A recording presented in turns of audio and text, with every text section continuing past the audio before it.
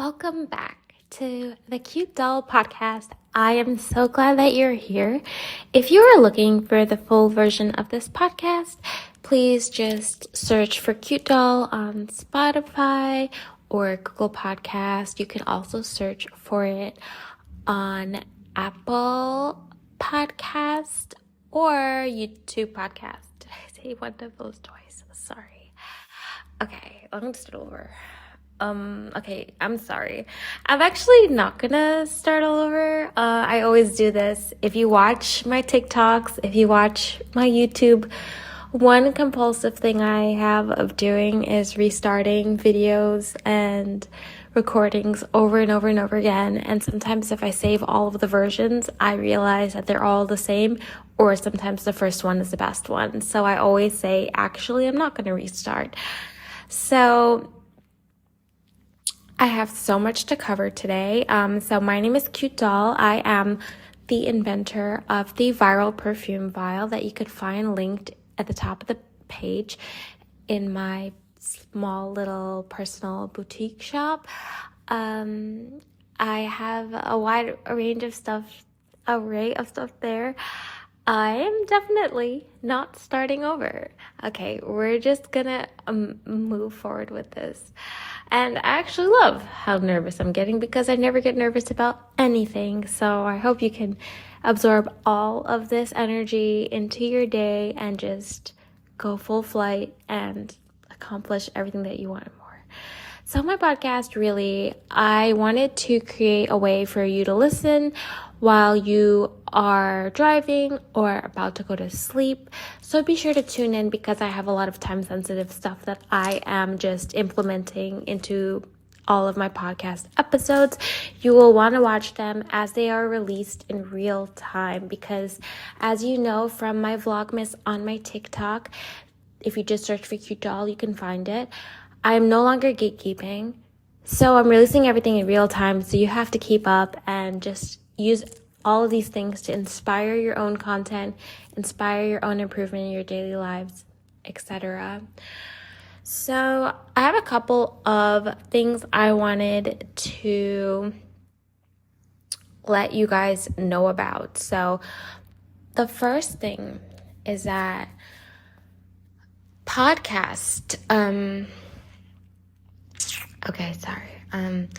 so life is like a video game.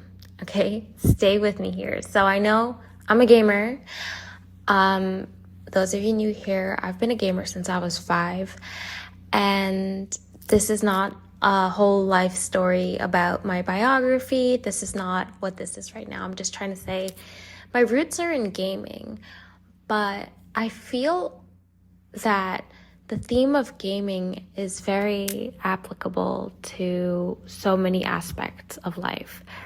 And those of you who are gamers will appreciate this.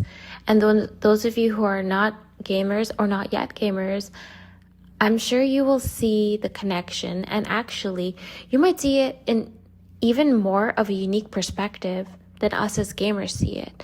So I really want you to take this in because I was thinking a long time about this. Okay, so think about, we're gonna start with console. Like, I'm a PC girl now, but I used to play Tomb Raider on PlayStation 1, and think about the first time that you're just trying to solve that dungeon, you're trying to solve that cave, or you finally get into the cave and then the statue comes to life and it has 6 arms with swords on it, and you have to all of a sudden be battling this, and you're putting on your medipacks and stuff like that. That first time that you solve the dungeon, or you fight the dungeon, or even fail the dungeon, and you have to keep reloading it on your memory card and playing it over and over again, is the hardest time. But if you were to go back in the future and show someone else how to do it, or replay that level, all of a sudden it's colossally more simple.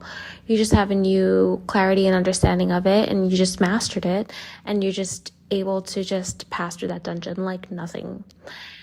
So that is just like what life is. It's like you level up, and when you level up, when you go back to that level, if you ever have to, it's just super easy to play. But it actually I was thinking about it more and more, and as I was applying it to another game that I played when I was playing PC, I was playing Granado Espada, which is my favorite game. It's discontinued now, but I remember I was either level 13 or something around that and fighting a level 20 boss, and I didn't even really realize that the boss I was fighting was way too hard. It was Los Dios Lantern, or Los Dios Lantum, and I literally just my characters kept dying, and I just kept coming back and fighting until I forced myself to use enough potions, to use enough mechanical skills that actually it was like this huge ghost boss with like a white flowing dress that spawned. But it was not one, it became 3. And somehow at that level, I realized that I could just kite the bosses around and fight them one by one, just take aggro of one of them at a time, defeat them, and then pass the quest and then move on through the quest line so that I could ascend in the game. And it's the same thing about life. And I feel like this one is even more applicable than the Tomb Raider scenario, because this one is more related to life. After I played the Dos Leos Lantern quest and I finished that and I went to that boss and I finished that level 20 dungeon, I never had to go back there again. And life is like that. Once you level up, you've ascended and you've moved on to the next level. And that was one important thing. I just really felt compelled to share it. And I just knew, you just really need to know that everything that you're going through right now, once you level up, you made it. And the final thing I wanted to talk about is about our own personal characters. Now, I thought this was really interesting because I was thinking about how unique I am, right? But then I'm like, wait, all of my viewers are also so unique. And I'm like, wait, this kind of applies to video games because as I said, these are my roots. So imagine this raid I was running. It's called Clock Tower. I used to organize a Clock Tower raid, and I'm gonna have to tell you a little bit of background about this. Okay, so I was playing Granado Espada, and all of the gear was locked by the big clans. They didn't want people to be powerful, so they just monopolized all of the open world raids. If you know, you know. So I thought of this great idea because I actually knew a lot of strong people on the server, and some of them were even my friends, that I would gather everyone that's willing to help me, strong or not, and get them all to come together and do the Clock Tower raid. And we actually cleared the raid. And the cool thing about this raid is, like, you know, usually sometimes there's a loot drops and you have to roll for it. Well, this raid was different because everybody gets like a roulette at the top of the screen and they all get their own loot. So it's really cool. And there was some stuff that dropped on the floor too. And sometimes people would take it or they would round robin it. But that's a different story. So we all had incentive to go because we will get something. So basically, the story builds more than that. So the saga of what I'm trying to convey right now is that in the Clock Tower raid, every single character, so it was a 3 MCC, a 3 multi-character control game, but in this one particular Clock Tower raid, you can only bring one character, and every single character had a different role. Obviously, you know the basics, right? There's tank, there is support, there is DPS. I want to actually say that again. So you don't need a tank because we actually used to do it without a tank. So that story, oh God, so many diversions. I do want to share because you know what? A lot of people don't know this, but that's why when I play all my games, like Terra Terra's no longer, it's shut down now, but when I play like League, you can actually tank with a DPS character. And it's one of the most OP things that we discovered in Granado Espada is that you don't need a tank, because it was so hard to find a tank, and the most OP thing is to have a character that does damage be the tank. And if you know, you know. So anyways, you need basically high damage. You need damage to kill the boss, period. Because if you don't damage its regen, you're not going to clear the floor. So you need that. But also, you will need other kinds of characters that do different kinds of things.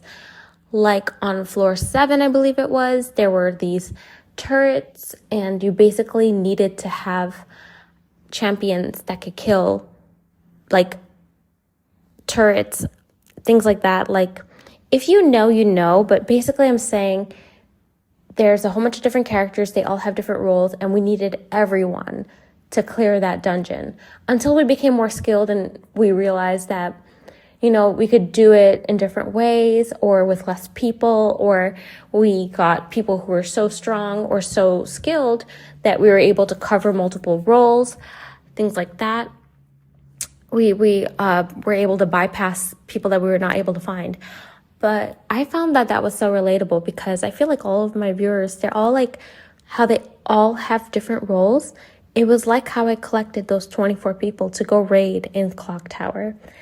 And I think that it was so special, because even though one person, like the DPS, was so valuable, it was nothing without all of the other roles that were needed to support us to get into the highest level of the clock tower, which was floor 12, because a clock has 12 hours, so there were 12 floors, and on the 12th floor, after you clear the 12th floor, you open the auto baron floor. So all I'm trying to say, everybody is super unique. Everybody is very special, and this went over way more than I expected. I actually do have a part 2. I have something very important and time sensitive to share with you guys. So be sure that you follow me and search for Cute Doll on Spotify to keep up with the next episode, because it's time sensitive, as I've been so much trying to emphasize and convey. I want to share this so bad, but we're already over time. So I will see you next time. Be sure to grab my viral perfume vials linked at the top of the page and follow for more.